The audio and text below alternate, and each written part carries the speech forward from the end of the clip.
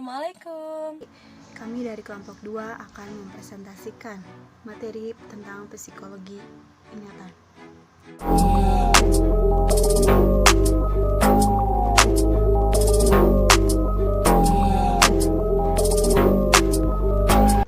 Ingatan adalah fungsi kognisi yang melibatkan otak dalam pengambilan informasi. Apa yang diingat adalah hal yang pernah dialami, pernah dipersepsinya, dan hal tersebut pernah dimasukkan ke dalam jiwanya dan disimpan kemudian pada sewaktu-waktu kejadian itu ditimbulkan kembali dalam kesadaran. Ingatan sangat berpengaruh dalam kehidupan manusia. Dengan mengingat apa yang telah kita lakukan dulu, mengingat informasi dan pengalaman kita dulu, kita bisa memberikan solusi bagi permasalahan baru yang akan kita hadapi di masa mendatang. Proses mengingat juga dapat membantu kita untuk mendapatkan informasi-informasi baru dan hakikat-hakikat baru.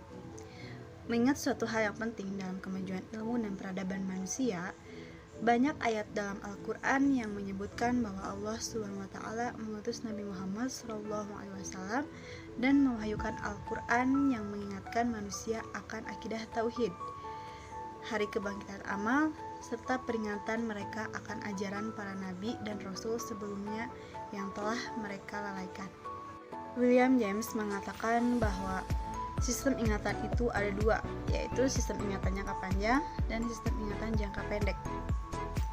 Kedua sistem tersebut mempunyai ketiga proses yang sama, yaitu proses pengkodean, penyimpanan data, dan mengingat kembali. Sistem ingatan jangka pendek atau disebut dengan memori jangka pendek adalah suatu proses penyimpanan memori sementara. Artinya, informasi yang disimpan hanya selama informasi tersebut masih dibutuhkan. Dari ingatan jangka pendek ini, ada sebagian materi yang hilang, sebagian lagi diteruskan ke dalam ingatan jangka panjang. Jika kita mengingat kembali akan suatu informasi, ingatan-ingatan jangka panjang tadi akan dikembalikan ke ingatan jangka pendek. Yang kedua, sistem ingatan jangka panjang adalah suatu memori atau ingatan yang bersifat permanen, yaitu informasi yang disimpan sanggup bertahan dalam waktu yang sangat panjang. Kapasitas yang dimiliki ingatan jangka panjang ini tidak terbatas. Memori jangka panjang adalah gudangnya informasi yang dimiliki oleh manusia. Ingatan jangka panjang berisi informasi dalam kondisi psikologis masa lampau, yaitu semua informasi yang telah disimpan, tetapi saat ini sedang tidak dipikirkan. Jadi, ingatan jangka panjang akan melakukan penyaringan informasi berdasarkan arti dari informasi tersebut, makna, keadaan emosi, gambaran, dan sebagainya. Karena itu, penyimpanan informasi dapat berlangsung secara permanen. Saya akan menjelaskan sedikit tentang fungsi pemasukan atau encoding. Fungsi pemasukan atau encoding adalah pengkodean terhadap apa yang dipersepsi dengan cara mengubah atau simbol-simbol atau gelombang-gelombang listrik tertentu. Jadi, encoding merupakan suatu proses pengubahan suatu sifat informasi ke dalam bentuk yang sesuai dengan sifat-sifat tertentu. Nah, di sini proses encoding ini dibagi menjadi dua, yaitu secara sengaja dan tidak sengaja. Secara sengaja meliputi individu dengan memasukkan pengalaman dalam pengetahuan dan ingatan, sedangkan secara tidak sengaja yaitu hal-hal yang diterima oleh indera terus dimasukin dengan tidak sengaja ke dalam ingatan.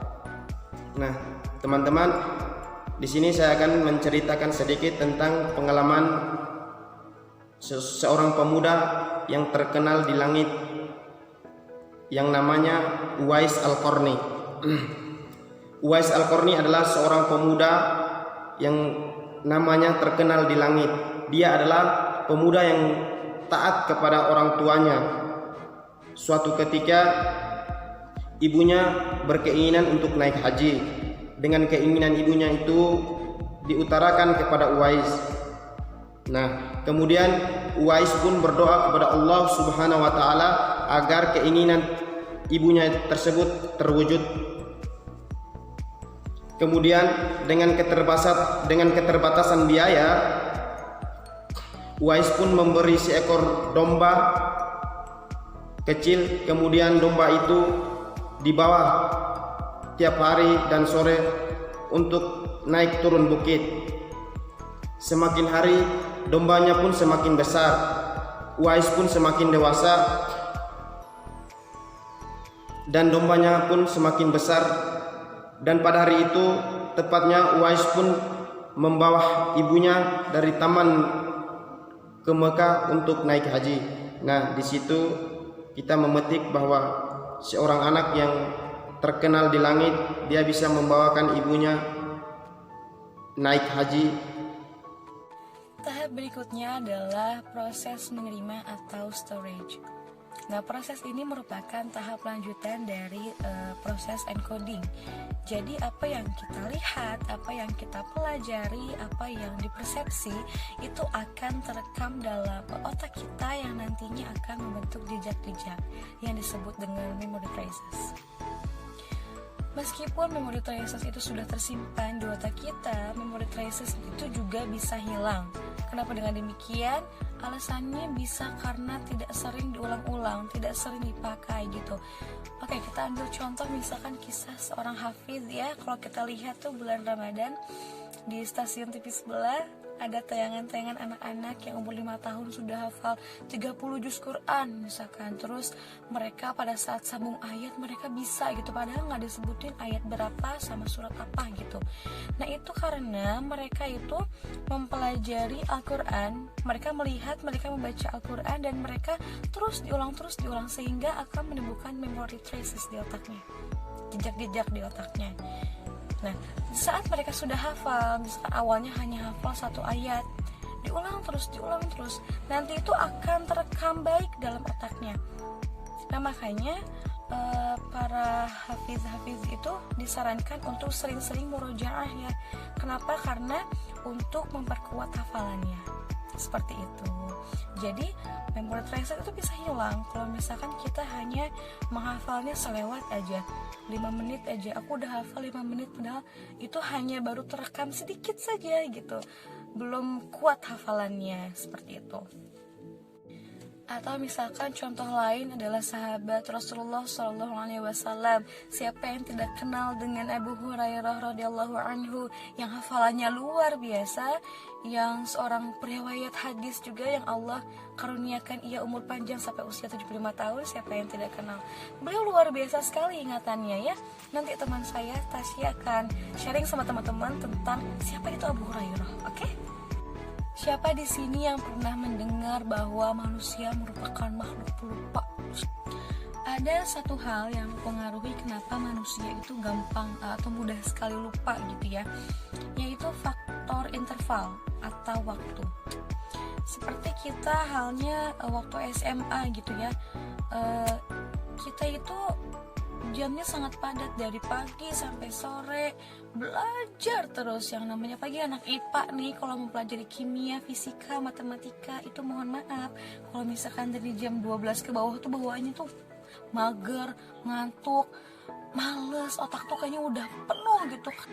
Tapi emang di psikologi itu dipelajari kalau misalkan belajar itu butuh waktu yang pas gitu, butuh waktu yang pas. Misalkan kita gitu ya, kekeh, saya mau belajar sehari, belajar bahasa Inggris 5 jam misalkan, ngaduk-duk terus payunan buku misalkan. Nah itu tuh ya mungkin sehari 2 hari akan oke, kita bisa, tapi lama-kelamaan kan kita juga ada lelahnya ya. Mangga aja kalau misalkan memang sanggup 5 jam sehari belajar baca buku, mama. Ya mungkin teman-teman di sini ada yang pernah dengar juga hadis, saya lupa riwayat siapa, tapi menganjurkan bahwa menghafal Quran itu 5 ayat pagi, 5 ayat petang. Ya pernah dengar ya kayak gitu, karena memang pada dasarnya lebih baik kita belajar sedikit-sedikit tapi sering, daripada kita belajar langsung brok hari itu tapi tidak berkelanjutan. Oke, jadi ingat ya, yang namanya waktu, materi yang dipelajari itu akan sangat mempengaruhi memory traces gitu. Jadi semakin kita tahu waktu-waktu efektif kita belajar, semakin bagus. Di sini saya akan menjelaskan terlebih dahulu tentang mengingat kembali. Mengingat kembali merupakan proses yang berkaitan dengan mencari informasi di dalam otak untuk disampaikan kembali. Nah, mengingat kembali itu ada 3 cara. Yang pertama ada recall, yaitu mengingat kembali informasi yang dipelajari di masa lalu. Yang kedua ada recognize, yaitu proses mengenal kembali informasi yang sudah dipelajari. Yang ketiga ada redintegratif, maaf ya rada susah namanya. Redintegratif yaitu proses mengingat dengan menghubungkan berbagai informasi menjadi suatu konsep. Oke, di dalam pandangan syariat itu lupa itu merupakan fitrah bagi manusia. Tetapi kalau misalnya kita keseringan lupa, itu tuh bakal mengganggu aktivitas sehari-hari kita. Nah, makanya ada riwayat dari Ali bin Abi Thalib di dalam kitab Al-Ihya disebutkan ada 3 amalan yang dapat memperkuat ingatan kita. Nah, yang pertama itu ada siwak. Siwak itu merupakan salah satu kesukaan dan kebiasaan Nabi Muhammad SAW. Siwak merupakan sunnah Nabi yang memiliki banyak keutamaan. Rasulullah sebenarnya memerintahkan manusia untuk bersiwak karena siwak itu mensucikan mulut dan diridhoi oleh Allah.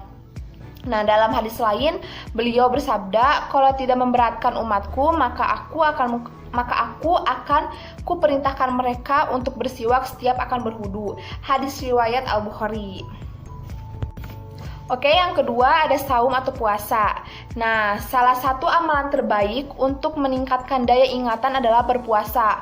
Allah berfirman, "Barang siapa yang dengan kerelaan hati mengerjakan kebajikan, maka itulah yang lebih baik baginya. Dan berpuasalah lebih baik bagimu jika kamu mengetahui." Surat Al-Baqarah ayat 184.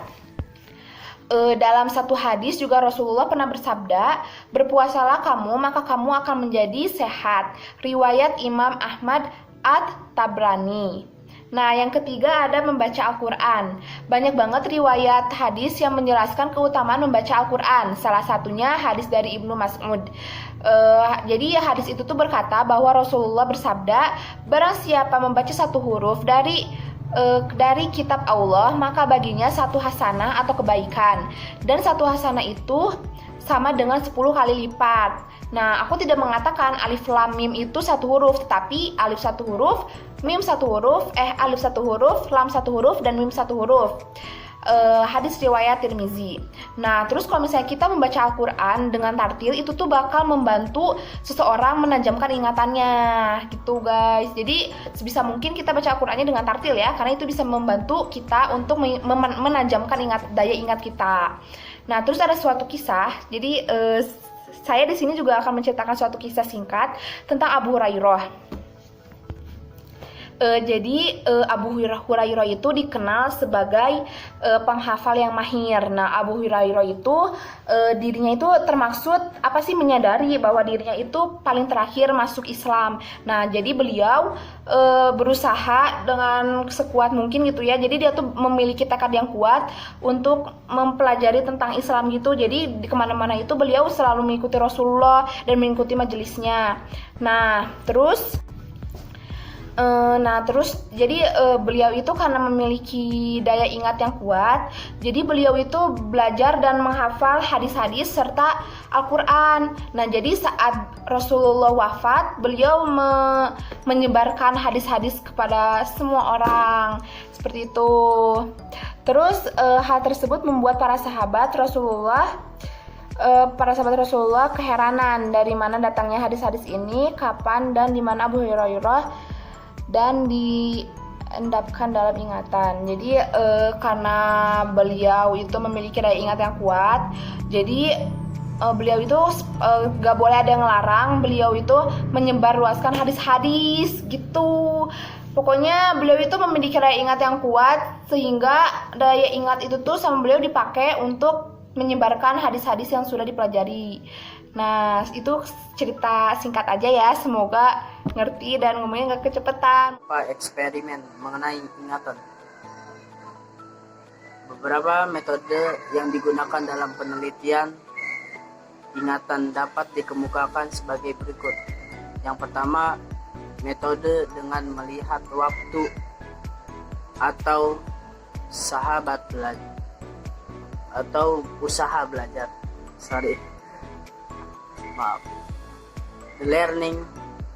atau disebut the learning time method.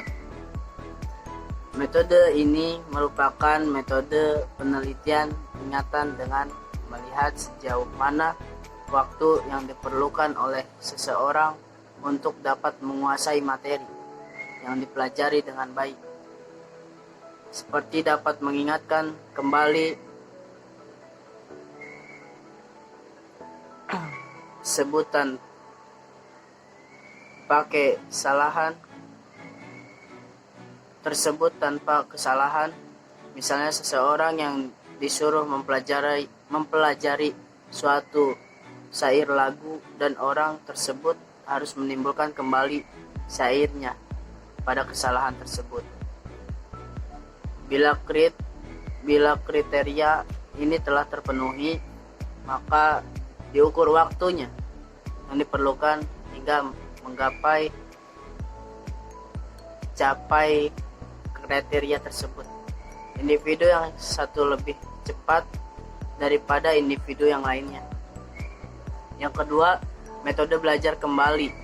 Metode merupakan berbentuk manusia, satuan individu disuruh mempelajari kembali materi yang telah terpelajari sampai pada suatu kriteria tertentu dalam relearning untuk mempelajari materi yang sama untuk kedua kalinya membutuhkan waktu. Jadi apa itu kesimpulannya? Kesimpulannya yaitu semakin singkat waktu yang dibutuhkan untuk mempelajari dan semakin banyak materi yang dapat diingat dengan baik, makin sedikit yang dilupakan. Hal tersebut menunjukkan bahwa proses learning ada waktu yang dihemat untuk disimpan. Oleh karena itu, metode ini disebut juga dengan metode serving method. Yang ketiga itu ada metode rekonstruksi. Metode ini merupakan individu untuk mengkonstruksikan kembali materi yang telah diberikan kepadanya. Yang keempat, metode mengenali kembali. Dalam metode ini, penelitian dalam memori, jadi subjek diminta untuk mempelajari kembali di kemudian hari dalam materi tersebut. Yang kelima, metode mengingat kembali.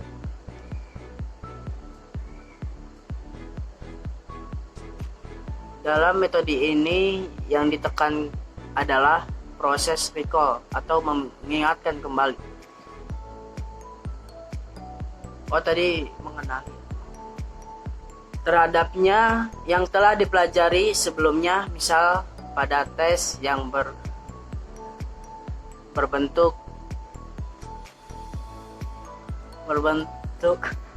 atau pada tugas-tugas di mana untuk mengingatkan kembali peristiwa atau pengalaman yang dialaminya. Yang keenam, metode asosiasi berpasangan. 3 jenis memori tersebut: memori sensoris, memori jangka pendek, visual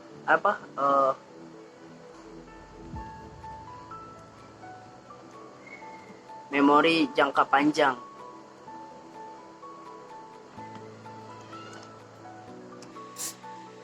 Dalam Islam, secara daya ingat untuk kita kuat, secara epistemologis, Islam mengenal sebuah aktivitas spiritual yang disebut zikir. Zikir itu yang membuatkan kita aktivitas mengingat Allah, bisa dengan memujinya sebagaimana yang diajarkan Rasulullah SAW, sebagai usaha memohon ampun kepadanya. Di sisi lain, zikir tersebut juga memiliki manfaat sebagai salah satu cara memperoleh ilmu dari Sang Pencipta, yaitu Allah. Di samping Al-Quran sebagai pedomannya, bagaimana caranya, hal demikian memang agak susah untuk dijelaskan secara ilmiah. Tapi bagi saya di dalam zikir itu secara tak langsung Allah membagi atau mengingatkan seseorang yang berzikir tidak terlepas dari usaha mengenalnya kembali. Soal masalah orientasi Islam itu sangat jelas untuk memuji, mengagungkan Allah. Tatkala mendapatkan ilmu kebijaksanaan, ilmu laduni, dan atau bahkan ketenangan yang didapat, itu hal yang semata untuk menjadikan bonus bagi kita. Zikir itu apa sih? Mengingat kepada Allah.